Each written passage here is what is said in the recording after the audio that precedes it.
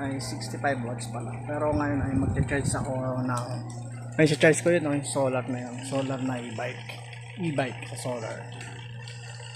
So ayan, nakasaksak yun sa solar. Ayun, yung kulay yellow, solar yun. Ayun, ano yun dito, yun.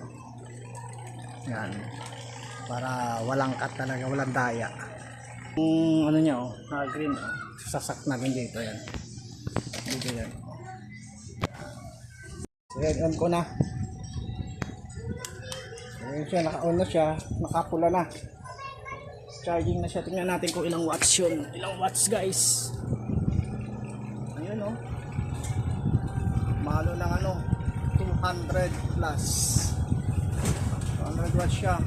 100 kasi 65 yung kanina yung siya pa lang 65. Less natin sa ito, nagbabago siya